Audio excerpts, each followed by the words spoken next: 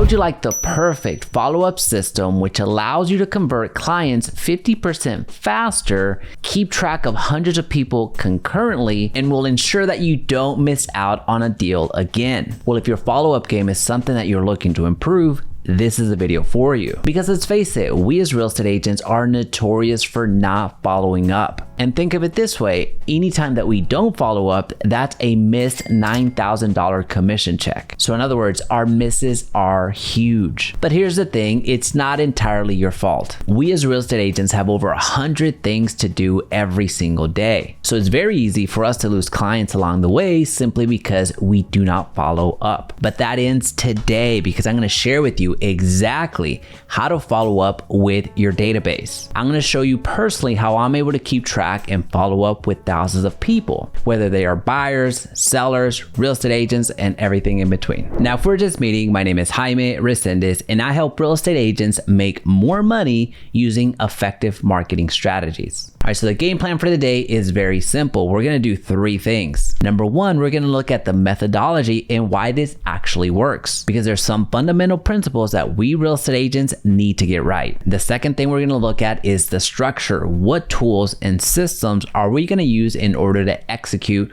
what we need to do with this follow-up? And the third thing we're going to do is we're going to build out a real estate CRM right here and right now. So you're not only going to know how this works in theory, but you're also going to have a tool that's going to allow you to execute it every single day. All right, so the entire methodology around this follow-up system is very simple. We need to write things down and we need to update every single day. Any lead that comes in or any note that we have, we need to write it down. We cannot allow our mind to carry that information on with us because guess what? We're going to forget. How many times do we commit to send out a CMA? How many times do we commit to put somebody on a safe search only to wake up in the middle of the night and say, hey, I don't think I sent out that CMA to Bob? That happens every single day. So we need to make sure that if we commit to do something for a certain individual, we need to put that down somewhere. And I'm going to show you the exact follow-up sequence that's going to allow you to capture those tiny little things so you never forget again. So again, we need to write everything down. All the leads that are coming in, don't just write them down on a piece of paper and never see that paper again. Write them into your system. And again, the second part of the methodology is make sure that you continue to revisit and update those profiles. Now let's look at the structure. What tools and systems are we going to need in order to execute this? Now, I'm not going to be able to stress this enough, but the CRM does not matter. Now, I understand we're about to create one right here and right now, but at the end of the day, it doesn't matter. You can use KV Core, you can use Follow Up Boss, you can use a spreadsheet. It does not matter. What's more important is that you understand the system, not necessarily the tool that you use to execute the system. So here's the structure that I'm talking about. At the center of everything, you're gonna have your CRM. This is the tool that you're going to use to operate everything. Now remember, we don't need everything in our mind. We need things written down, and this is the first step to do it. Now also, I recognize that life comes at you fast. You're getting calls, you're getting emails, you're getting texts, you're getting DMs. A lot of people are coming into your world through different avenues. So it could be some Facebook ads that are running. It could be some Google ads that you're running. It could be some networking. It could be whatever it happens to be. You have a lot of different ways to bring contacts into your CRM. So let's remember, we need to write everything down. So as you're getting all of these inbound leads or any outbound prospecting that you're doing, you're putting it down somewhere central. So in your CRM. Now, I'm not going to get too technical, but if you can automate these things coming into your world, fantastic. So if you can integrate these Facebook ads or automate these Facebook ads so they get automatically uploaded to your CRM, that is fantastic. Best case scenario, you automate it. And if you're struggling to automate things, just try Zapier.com. That's one really effective way that we integrate so many different tools into our CRM. Now, of course, the worst case scenario is that you're manually updating all this information. You're manually inputting everything into your CRM. Now, at the same time, as people are coming into your world, you need to follow up, right? There's certain responses that need to happen. So as an example, if you are running those Facebook ads, well, most likely you are promising something in return for their contact information. So if you could automate either through your CRM or an email autoresponder that you have connected to your email autoresponder. If you have an email autoresponder, you want to send out that email, right? So if you're following up via email, via text, via voicemail drop, this is all a mess, so my apologies. Whatever automation or whatever follow-up sequence, you can either do this from an automated perspective or you can do this manually. So again, whatever you're promising in these campaigns, so I think we said this was Google Ads. If you're promising a CMA as an example, or if you're promising a list of homes as an example, well, you have to deliver that some way, somehow, whether that's through email, whether that's through text, right? So email or text is most likely what you're going to be doing. Well, hopefully your CRM has an automated feature where you can automatically spit that out. You can automatically text that or automatically send that out via email. Best case scenario, again, whatever you're sending out is being done for you through an automated fashion. Worst case scenario, you're doing it manually. Now, that's the extent that we're going to cover the structure component. I just wanted you to understand what's happening here. We're writing everything down into our CRM for sure. And as we continue coming back to a day in and day out and following up correctly, we're going to be updating everything, whether the comments that we're getting, if it's a task that we are responsible for, and all that fun stuff. So hopefully you can automate as much as possible, but at worst case scenario, you're doing this manually. And I'm going to show you more of a manual approach just because that's where many of us might be. Now, as we build out this CRM, you're going to see the exact structure that I personally use. I'm going to have my version up here and we're going to reconstruct it in real time so you have access to it. Now, I personally use Notion, and I think it's about 2 years since I started using it, and we operate everything from here. The databases that we have, they're all on Notion. Our transactions, we manage them on Notion. Our internal team, our editing team, our creator agents, everybody, absolutely everything that we do is run through Notion. So you're gonna see me actually build a CRM that is fully functional and has everything that you're gonna need so you follow up in the correct way. Okay, so I have a new page ready to go, and what we're gonna do is we're gonna title it Real Estate CRM. Now, I already have a general understanding of what I want from this particular CRM, but the reason that I like Notion is that you're able to modify it however you want. It is very, very user friendly.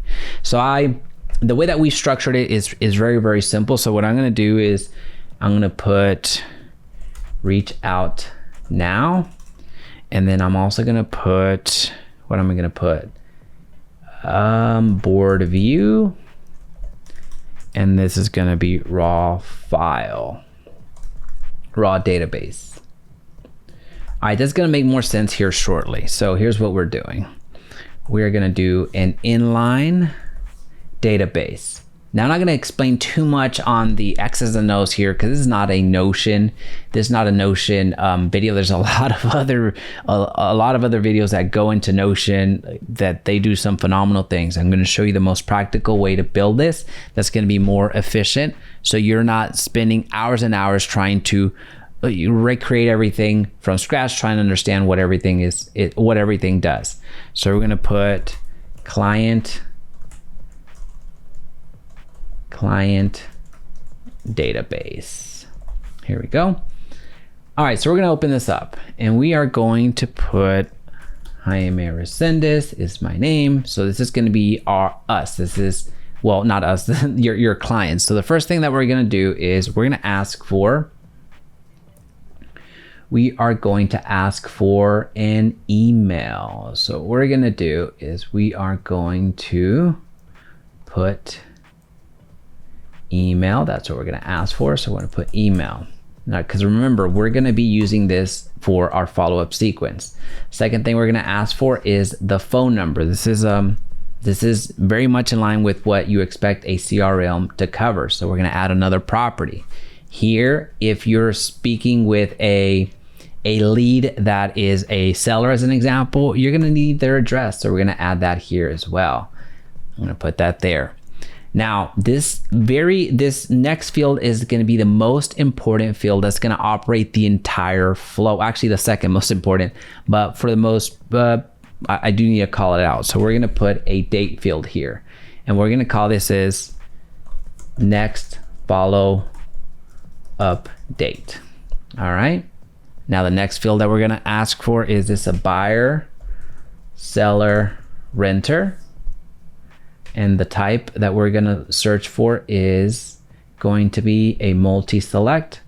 So here we're going to say buyer, seller, renter. Which is it? Oftentimes it could be a buyer, seller. So that's why I include it as a multi-select instead of a drop down either or. All right. So what we're going to do next is we're going to put the status. So there's not going to be a multi-select. We have to select a status where they actually are in the process. So here, when it comes to status, you can put not contacted yet. We can put currently searching for homes. We can put under contract. We can put close transaction, and we can put long-term nurture. And the last one that we're gonna put is do not contact. So the ones that are lost. So at any point in time, basically as a lead comes in, we need to put them into a bucket. We need to put them into a status, which is gonna be used for our board view. So let's just say a Facebook lead came in. Well, they're going to start off with not contacted, and then whatever's important for you in your process. So if your next process is to get them pre-qualified, if your next process is to do X, Y, and Z, then add some statuses that make sense for you. So these are just basic ones so we can get the ball rolling. What I really like to include though is I like to include the lead source. Where did this come from? Right? Was this social media? Was this YouTube? Was this networking? Where are your efforts going, and where are they actually producing a result? So that's why we need to know where the lead is coming from. Is this a referral? SOI referral. So is your SOI referring you business? Is this an agent referral? Right? So if you see that as you close out your quarters, as you close out your months, where is your business coming from? This makes it so easy. So this is why, again, it's very, very important that we write things down. So as a lead comes in, we're writing this down, and then we're updating this information. As we get more context clues, as we get more valuable information, make sure that you're updating this because it's going to make it so much easier for you. So let's continue. All right. Now, if you're getting a ton of referrals, or even if you're not really a client referred by, you're gonna have that. So then you can have their name. Now, what else are we gonna put? We have here, the reason I'm looking over here is because I'm verbatim reconstructing it. We have over here, we're gonna put multi-select, cities interested in. All right, so let's just say they're interested in Dallas, they're interested in Plano. Those are the cities that they're interested in. So that's why we're keeping it there. What's their budget? We're gonna put a number there. Now, if there's a referral compensation or anything like that, you're gonna add, the amount just to make it clear. Now, let's move over here to something else. The second most important thing in my mind in terms of keeping this system alive and well and healthy, so you can follow up correctly. So here's this. Let me move these up here. These two fields right here. Let me zoom in. These two fields right here. Where's the other field? These two fields are the most important fields that are going to drive your follow-up sequence. So your next follow-up date, so at the time of this recording, is July 3rd. So let's just say my next follow-up with this particular lead, which is myself, it's going to be July 5th. You'll see that work in 2 seconds.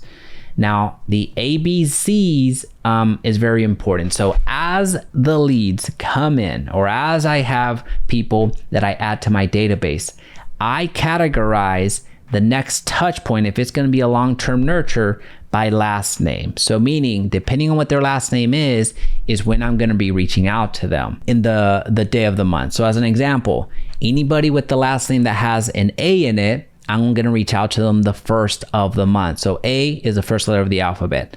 Anybody with the last name of B, Blackwell as an example.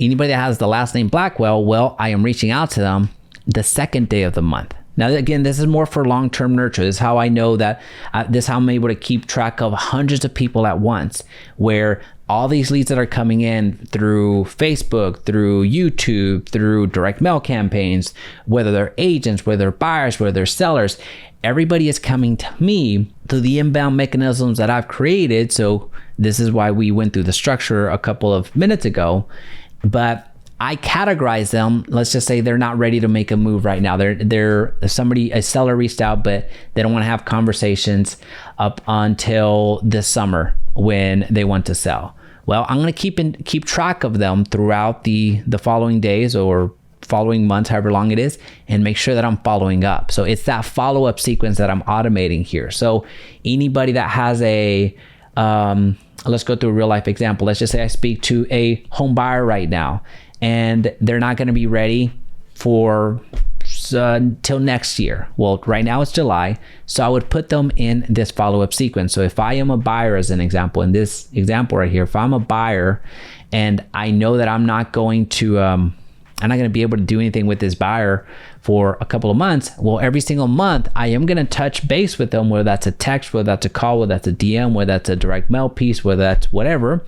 I will be keeping in touch with them, but I'm not gonna just remember that. I'm not gonna just randomly put a date out on the calendar. I am gonna systematize this. So for me, in this particular example, I happen to know this very well because it's my last name. R is the 18th letter in the alphabet, right? So where does R come from? Well, it's because it's the 18th letter in the alphabet. So here, A equals 1, B equals 2, C equals 3, right? So it's just a visual cue for me. So as you build this out, you will need to build this particular part out. As you continue building this out, for you, it's going to be very easy. So if I came in as a lead right now, this is confusing. Let's just say John Doe. If John Doe came in as a lead right now and I spoke to them today, had a great conversation, they're looking to buy next year in Dallas and Plano. They came in through YouTube, long-term nurture. This is an exact, their budget was $500,000, address 123 Main, their phone, whatever happens to be. But anyway, here under this cadence, D equals 4. Under this cadence, if I spoke to them today, I am going to reach out to them next month because I want to stay in front of them at least once per month. I'm going to put it as August 4th, right? So next month, I'm going to reach out to them on the 4th day because of their last name, Jane Doe, John Doe. So now if this was Jane Edwards with an E, well, then I would be reaching out to them on the 5th day in my long-term nurture. This way I don't have to follow up with every single person or remember to follow up with every single person. I have my call sheet presented to me every single day. Does that make sense? So if you have any questions on that, let me know down below. But we're gonna keep going.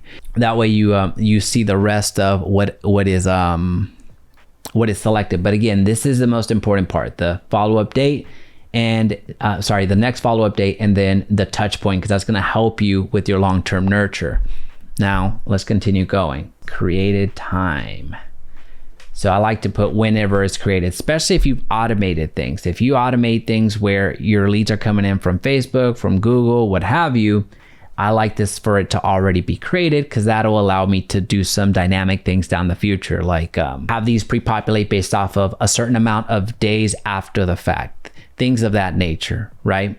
That allows me to do that. Now, if everything that you do is manual, then you're gonna add another date right here, and you're gonna put date added, because chances are you might be away. and you might not have time to come in and update this, although we can do our best and really try our best to, again, write everything down and keep things updated. Life happens, right? So this way you can put when the date actually happened. So if, although you created this form today at the time of this recording, well, this is somebody that was added or should have been added 2 weeks ago as an example, then you can go back and select it. This is going to let you know what your conversion rate is or how much faster you're able to convert leads at this point. So then you start getting some meaningful metrics to your business. And then you can add some additional fields like date close and everything of that nature. But I think that you understand kind of the concept here that is that's going to work for your business. Now, here's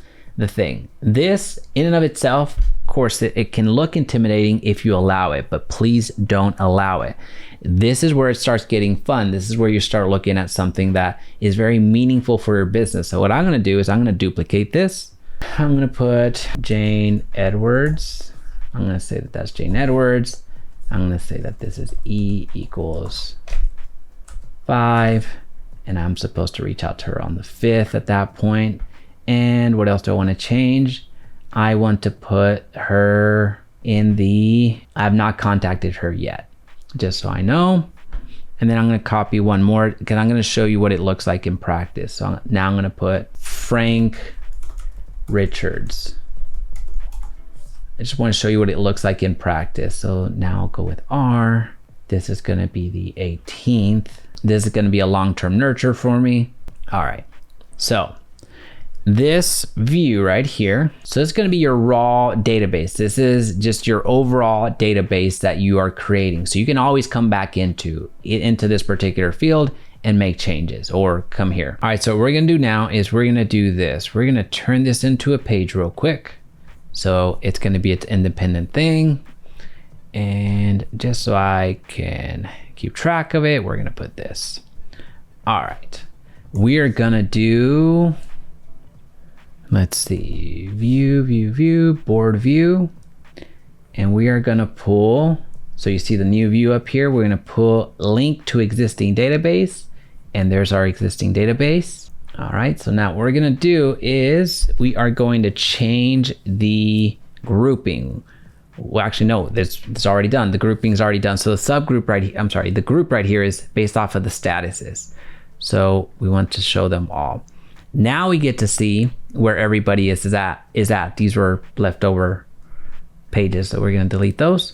Now we get to see that Jane Edwards has not been contacted. We get to see that Frank Richards, he's a long-term nurture. We get to see that John Doe is also a long-term nurture. Let's just say John Doe as an example. He is already under contract, and he is under contract right now. Well, let's go back so you see it. All right, so way over here. So what you're gonna wanna do is modify these a little bit. Currently searching for long-term nurture, do not contact. All right, so that makes sense. So these I've not contacted yet. We are currently searching for homes. They're under contract, close transaction, and then long-term nurture, right? So this makes more sense. Now you can also show different properties. You can put the lead source, so you can visually see where leads are coming from. Oh, that's the filter, right? Let's see, show properties. Here we go. The lead source right here, and then you could put next follow-up date. Now you visually see what's going on. But here's the thing. While this is cool, this is fine, this is a good visual, we still need to know when we're going to reach out to them, because we can't go through every single profile every single time to reach out to them. So what we're going to do one more time is we're going to do this. We're going to go here, and we are going to, let me delete this real quick.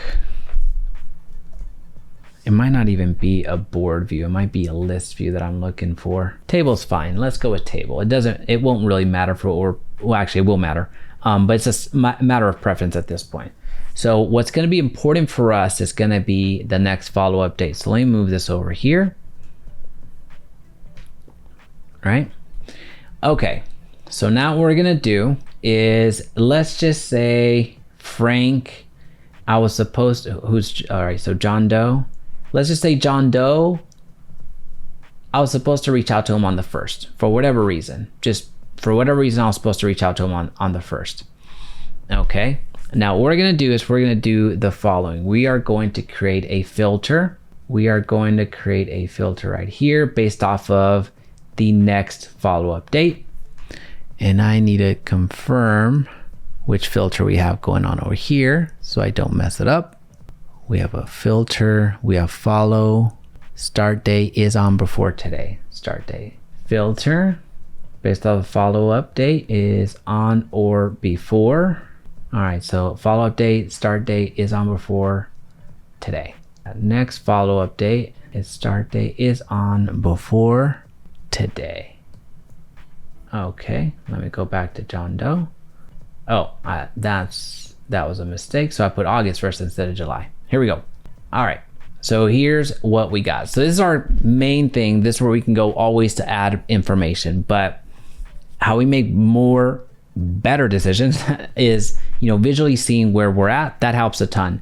But how you always stay in front of people is this filter right here. So here, once I have a conversation with only the people that I need to speak to today or that I passed already are going to show up here. So as an example, if I speak to Jane and I was supposed to reach out to her on the 2nd of the month, well, she would populate up here. So for myself, like my call list is already being created up here.